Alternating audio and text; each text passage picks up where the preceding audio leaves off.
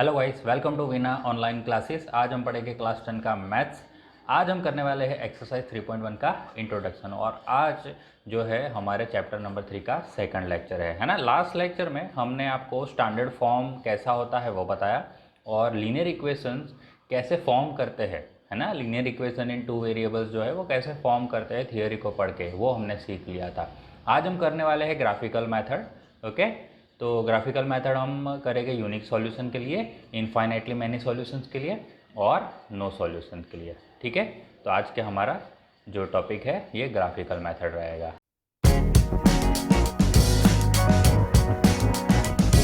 तो देखिए, जो ग्राफ जो बनेगा वो उसकी तीन पॉसिबिलिटी, तीन तरह के ग्राफ बनेंगे। और लास्ट लेक्चर में देखा था हमने कि इक्वेशन एक था, तो ग्राफ पे जो कर्व या लाइन बन रही थी वो भी एक ही थी। इसमें क्या है, दो इक्वेशंस रहेंगे, तो दो इक्वेशन के दो लाइंस दिखेंगे। तो मान लेते हैं ये वाला जो देखिए फर्स्ट ए वाला जो फिगर है उसको, उसमें ये जो है उसको हम इक्वेशन 1 बोल देते हैं, और ये जो सेकंड लाइन है ये इक्वेशन 2 बोल देते हैं। उसी तरह ये यहाँ पे भी सेकंड जो ग्राफ ऐसा भी बन सकता है, जिसको एक को मैंने इक्वेशन 1 बोल दिया, एक को इक्वेशन 2 बोल दिया, और थर्ड वाले में भी एक इक्वेशन 1 है और एक इक्वेशन 2 है। तो देखिए तीन पॉसिबिलिटी है कि इस तरह के तीन तरीके के ग्राफ हमें मिल सकते हैं दो इक्वेशंस के। ओके, तो पहला ग्राफ में हमें क्या दिख रहा है कि जो दोनों लाइन है वो इंटरसेक्ट कर रहा है एक पॉइंट पे, है ना। तो इंटरसेक्टिंग हमें लाइंस मिलती है। लाइंस कैसी मिल रही है, इंटरसेक्टिंग लाइंस मिल रही है। ओके, सेकंड जो ग्राफ हमें मिल सकता है इक्वेशन 1 और 2 का, वो हमें दिख रहा है कि दोनों लाइंस एक दूसरे को कैसी है, पैरेलल है। तो हमें यह पैरेलल लाइंस भी मिल सकती है। ओके, या तो एक लाइन दूसरी लाइन के ऊपर ही बन जाएगी, यानी दूसरी लाइन पहली लाइन के ऊपर बन जाएगी, ऐसा भी बोल सकते हैं, है ना। तो ऐसी लाइन को हम क्या बोलेंगे, कोइंसिडेंट लाइन, है ना। ऐसी लाइन को हम बोलेंगे कोइंसिडेंट लाइन। कोइंसिडेंट लाइंस यानी लाइंस क्या हो रही है, कोइंसाइड हो रही है एक दूसरे को, यानी एक के ऊपर एक लाइंस बन रही है। तो ये तीन तरह के ग्राफ हमें मिल सकते हैं।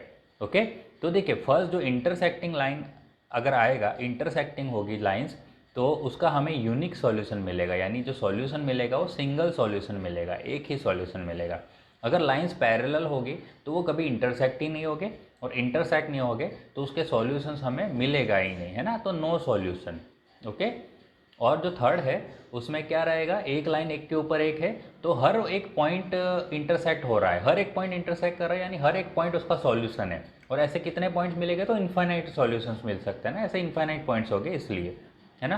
तो इसका क्या आएगा, इन्फाइनाइटली मैनी सॉल्यूशंस आएगा। ठीक है, ये तीनों तरीके के ग्राफ जो है हम 1 बाय 1 देखने वाले हैं। चलिए, ये एनसीईआरटी के सॉल्व एग्जाम्पल है। तो एग्जाम्पल नंबर 1, तो देखिए सॉल्व एग्जाम्पल में यहाँ पे पूरा थियरी दिया है, उसको हमें पहले एल्जेब्रिकली रिप्रेजेंट करना है। यहाँ पे बताया हुआ है, देखो, रिप्रेजेंट दिस सिचुएशन एल्जेब्रिकली। तो पहले हम एल्जेब्रिकली बताएंगे और उसके बाद हम ग्राफिकली भी उसको रिप्रेजेंट करेंगे। ग्राफिकली बोल सकते हैं या तो हम उसको ज्योमेट्रिकली भी बोल सकते हैं, है ना। तो चलिए इस सिचुएशन को पहले समझते हैं कि क्या है। Akela went to the fair in her village. Village में एक फेयर में अकेला गई, है ना। She wanted to enjoy rides on a giant wheel. एक बड़े से व्हील में उसको क्या करना था, राइड्स एंजॉय करनी थी, और दूसरा उसको हुपला प्ले करना था, है ना, हुपला खेलना था। तो हुपला क्या होता है, वो जो रिंग आती है एक आइटम पे डालते हैं, तो वो आइटम्स जो रिंग हमारी जिस भी आइटम पे गिरती है वो आइटम हमारी हो जाती है ना, ये आपने देखा होगा।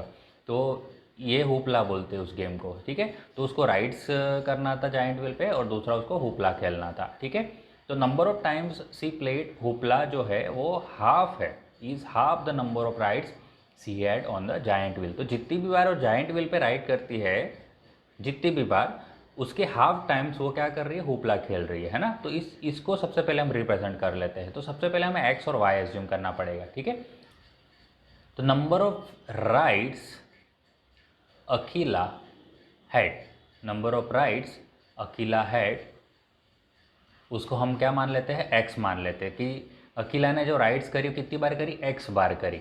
ओके, उसी तरह number of times she played hoopla, उसको मान लेते हैं हम वाई। हम मान लेते हैं कि वाई बार उसने हुपला खेला। ओके, तो देखिए अगर मैं सबसे पहले उसको इक्वल मान लेता हूँ कि जितनी भी बार उसने राइड्स करी उतनी बार उसने हुपला खेला, बट ऐसा नहीं है। यहाँ पे क्या बोला है कि जो होपला खेला वो हाफ टाइम्स खेला है ना, जितनी भी बार उसने राइड करी उसके आधे टाइम्स उसने होपला खेला। ओके, तो ये जो y है वो क्या है, ऑलरेडी हाफ है x का, है ना। ये y जो है वो x का ऑलरेडी हाफ है, ठीक है। तो यानी इक्वालिटी मेंटेन नहीं हो रही है ना। तो हम क्या करेंगे, x को हाफ कर देंगे। जब x को हाफ करेंगे तो ये दोनों इक्वल हो जाएंगे। ओके, क्योंकि क्या क्या हो रहा है, ऐसा क्यों किया मैंने, क्योंकि half the number of rides, जो होपला खेला, she played hoopla is half the number of rides she had on the giant wheel, है ना। क्योंकि जो वाई है, जो होपला खेला, वो आधे टाइम्स खेला है उसने, जितनी भी बार उसने राइड्स करी। ओके, तो वाई ऑलरेडी आधा है ना। तो हम y आधा है तो यानी कि y छोटा हो गया। ओके, और x डबल हो गया, तो x डबल है तो उसको इक्वल कैसे करेंगे, तो x को हाफ करके x को डिवाइड बाई 2 कर दिया, ठीक है। तो x इक्वल टू ये 2 चला जाएगा y के पास, तो x इक्वल टू 2y बन जाएगा। ये 2y को LHS में भेज देते हैं तो x माइनस 2y हो जाएगा इक्वल टू 0। तो ये बन गया हमारा इक्वेशन नंबर 1, है ना। तो ये इक्वेशन 1 आ गया। अब आगे पढ़ते हैं कि आगे क्या है। If each ride cost 3 rupees, if each ride यानी हर एक राइड इसको 3 रुपीज़ में पड़ रही है, तो कितनी बार वो राइड्स कर रही है, एक्स बार, है ना। एक्स बार राइड कर रही है, यानी टोटल राइड की कॉस्ट कितनी होगी, तो 3 रुपीज़ के हिसाब से देखें तो 3x रुपीज़ उसको पड़ जाएगा टोटल राइड्स के। और उसी तरह हुपला की कॉस्ट कितनी पड़ रही है, 4 रुपये, तो 4 रुपये इंटू कितनी बार हुपला खेल रही है वो, y बार, तो 4 टाइम्स y कर देंगे तो इतने उसकी कॉस्ट पड़ जाएगी हुपला की। ये पड़ जाएगी इसकी किसकी, राइड्स की कॉस्ट टोटल, और ये पड़ जाएगी उसकी हुपला खेलने की कॉस्ट। ओके, तो टोटल वो कितना स्पेंड कर रही है, ये दोनों खेलने में 20 रुपीज़ स्पेंड कर रही है, ठीक है। तो इक्वेशन कैसे बनेगा, तो 3x ये पड़ गया इसकी राइड्स की टोटल कॉस्ट प्लस 4y ये पड़ गए उसके हुपला खेलने की कॉस्ट, और टोटल कितना कॉस्ट हो रहा है, ये गिवन है 20 रुपीज़, तो है ना। तो इसी तरह ये बन गया हमारा इक्वेशन नंबर 2। तो ये हमने रिप्रेजेंट कर दिया एल्जेब्रिकली। तो एल्जेब्रिकली हमने रिप्रेजेंट कर दिया इस सिचुएशन को। अब बात करते हैं ग्राफिकली रिप्रेजेंटेशन का, है ना। तो ग्राफिकली रिप्रेजेंट करने के लिए ये दोनों इक्वेशन को हम पहले 1 बाय 1 लिख लेते हैं। ओके, तो सबसे पहला जो इक्वेशन है मैं यहाँ लिख लेता हूँ x minus 2y equal to 0, और दूसरा जो इक्वेशन है 3x plus 4y equal to 20 यहाँ लिख लेता हूँ, ठीक है। चलिए, तो अब सबसे पहले हम क्या करते हैं, x को एक साइड रखेंगे और y वाले जो भी टर्म्स है, y और उसके अलावा जो भी सब है उसको हम RHS में भेज देंगे। तो -2y RHS में चला जाएगा तो +2y बन जाएगा। ओके, अब हम क्या करेंगे, y के अलग अलग वैल्यू एज्यूम करेंगे और x ढूंढते जाएंगे, है ना। तो यहाँ पे मैं x लिख देता हूँ और y, ये इक्वेशन 1 के लिए टेबल बनाया है, उसी तरह यहाँ पे इक्वेशन 2 के लिए टेबल। ओके, तो यहाँ पे y इक्वल टू मैं सबसे पहले ले लेता हूँ 0, तो x इक्वल टू क्या आ जाएगा, 2 इंटू 0, तो 0 आ जाएगा, क्योंकि y के जगह पे आप 0 रखोगे तो 2 0 0 हो जाएगा।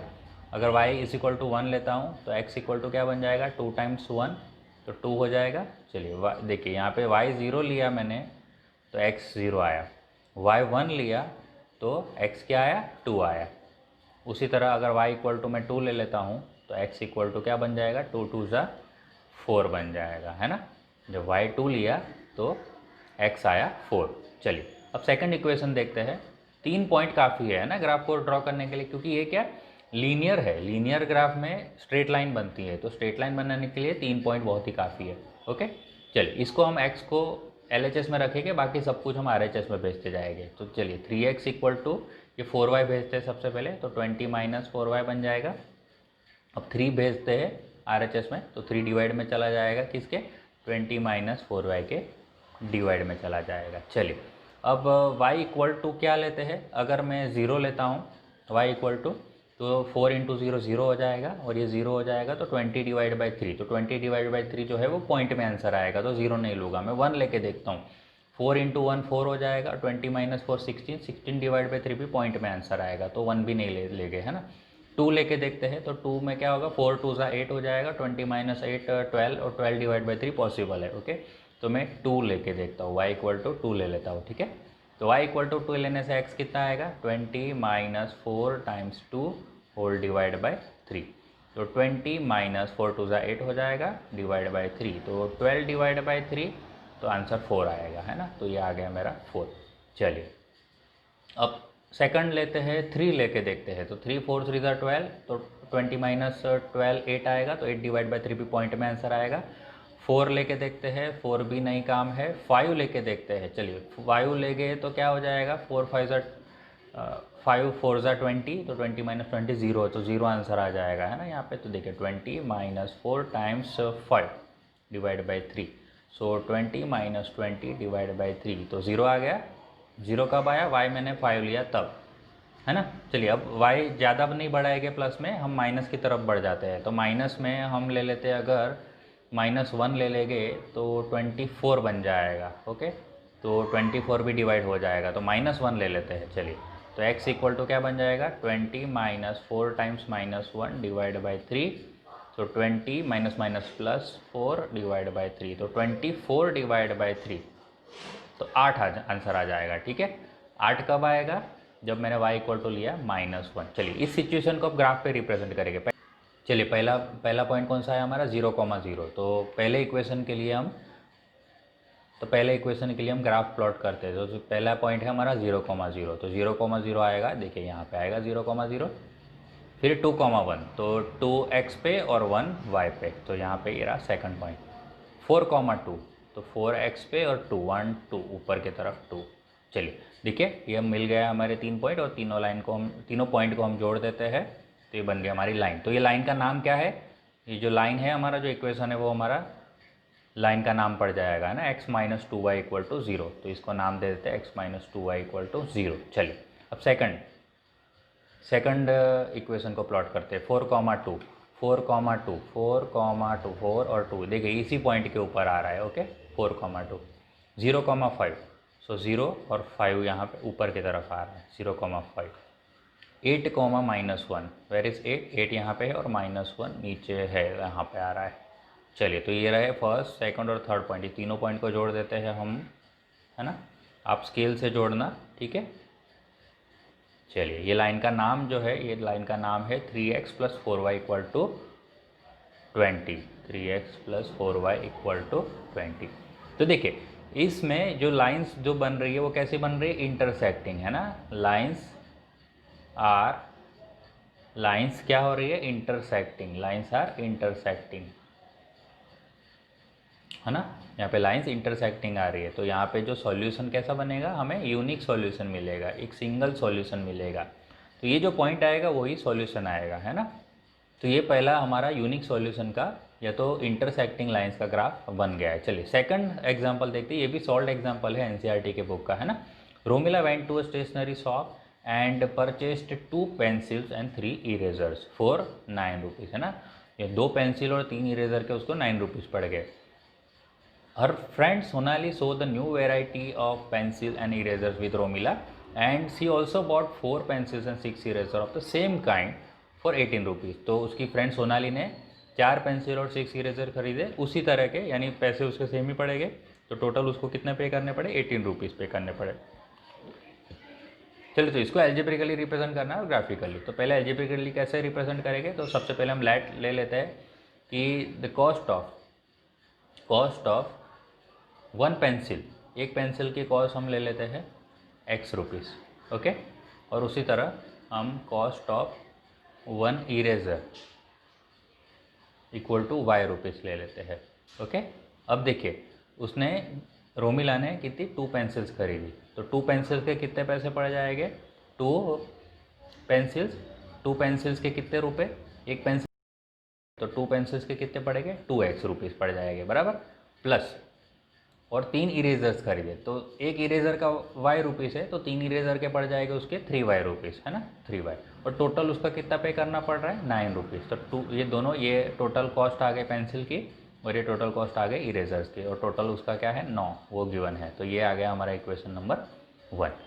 ठीक है, अब सोनाली का जो केस है उसमें क्या है, 4 पेंसिल्स और 6 इरेजर्स है। तो 4 पेंसिल्स के पड़ जाए उसको 4x रुपीज़ और 6 इरेजर के उसको पड़ जाएंगे 6y रुपीज़, है ना।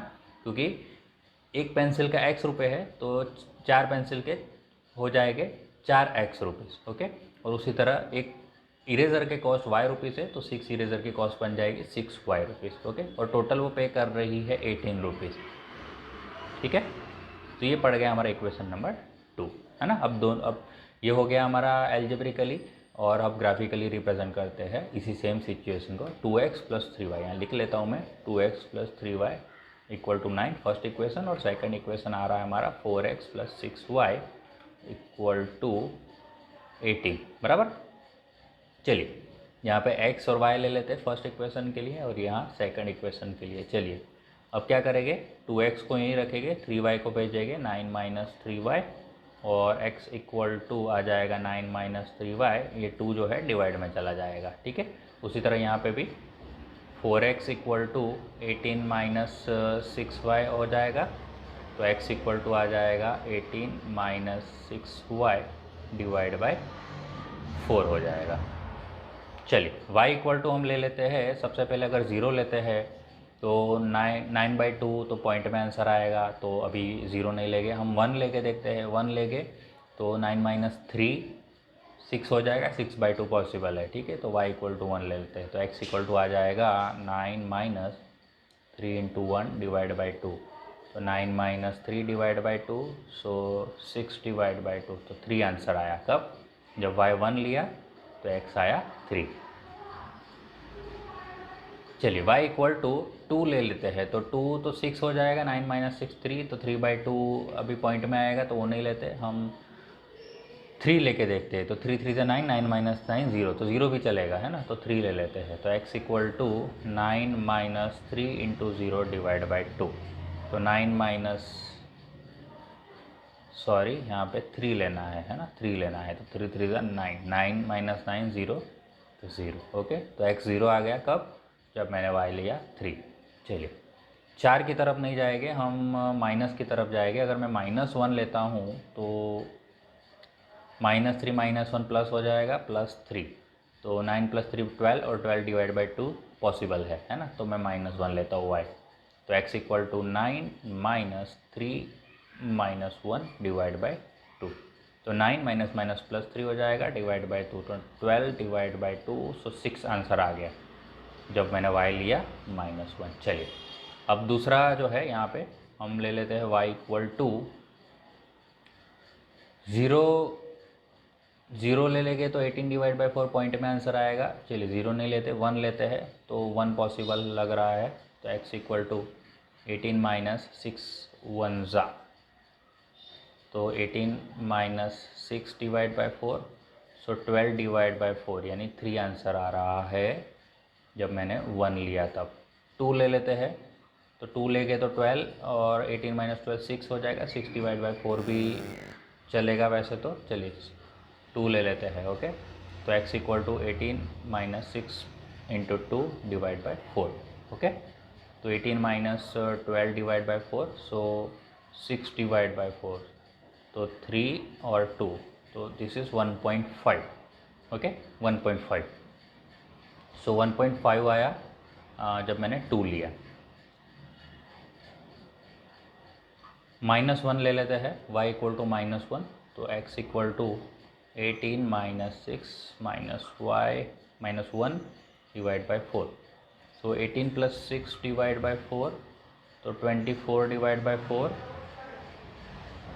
6, ओके। तो 6 आंसर आ गया, कब? y = -1 लिया तब, है ना। आप कुछ भी वैल्यू ले सकते हैं y की, बट फिर x का आंसर पॉइंट में ना आए तो अच्छा है, अदरवाइज़ पॉइंट में आपको ग्राफ में प्लॉट करने में प्रॉब्लम आ सकती है, इसीलिए, है ना। तो वैसे होल नंबर आना चाहिए, ठीक है, होल नंबर, या तो कोई भी इंटीजर, माइनस में आए तो भी चलेगा, ओके। चलिए तो फर्स्ट जो पॉइंट्स है उसको ग्राफ पे प्लॉट कर लेते हैं फर्स्ट लाइन के लिए। तो 3,1, चलिए 3,1 कहाँ पे? यहाँ पे 3,1, 0,3, सो 0,3 यहाँ पे।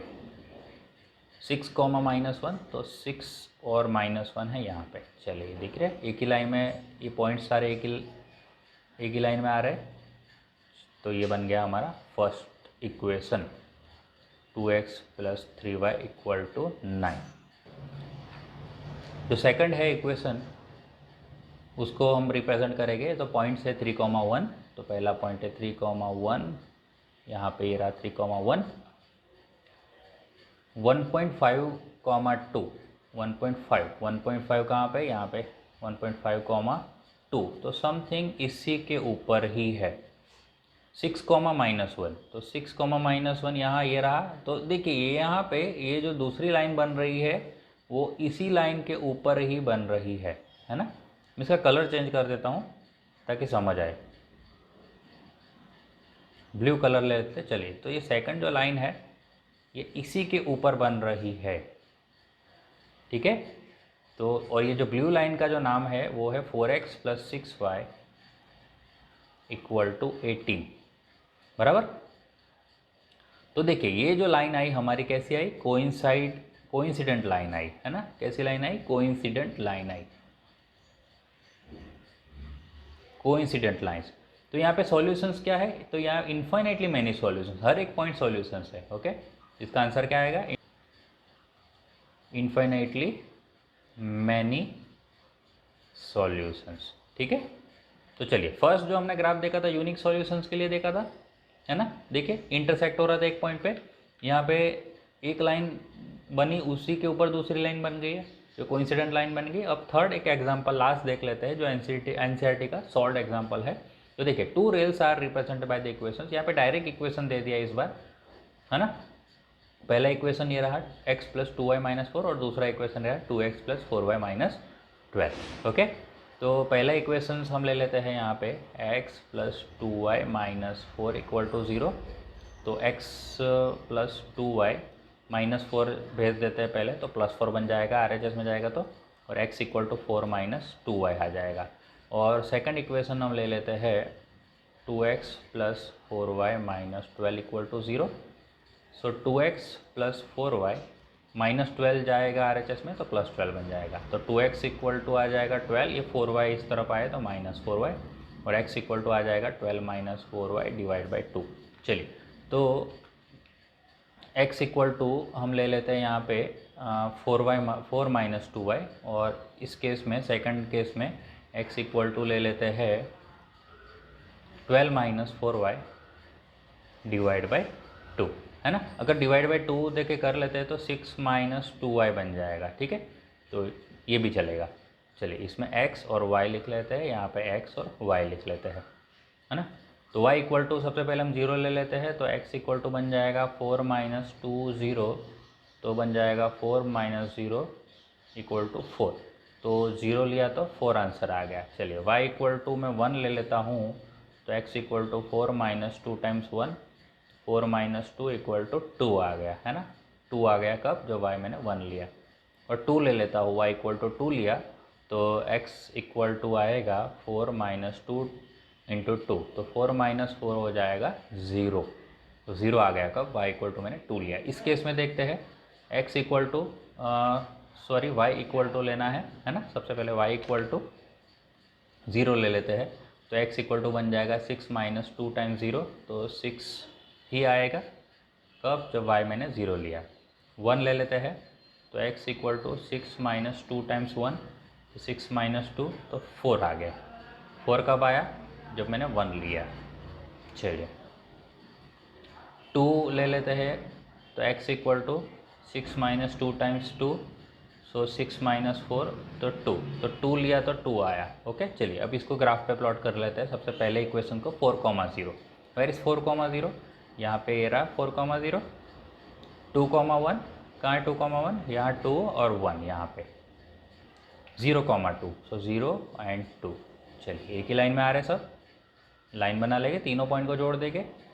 इसका नाम है, इसका नाम हम आगे से लिख लेते हैं, ये है, ये रहा x, ये यही है ना, यही नाम है हमारा, x + 2y - 4, x + 2y - 4 = 0। चलिए सेकंड जो है, सेकंड इक्वेशन का लाइन बनाते हैं 6, 0, 6, 0, यहाँ पे ये रहा 6, 0, 4, 1, 4, 1 इसके ऊपर है, एंड 2, 2, तो 2, 2। चलिए देखिए यहाँ पे सेकंड लाइन बन रही है, तो सेकंड लाइन बन रही है, ये इसके देखिए पैरेलल जा रही है ना। इसका नाम जो है 2x + 4y - 12, 2x + 4y - 12 = 0। तो यहाँ पे जो दो लाइन्स आ रही है वो कैसे आ रही है, पैरेलल लाइन्स आ रही है ना।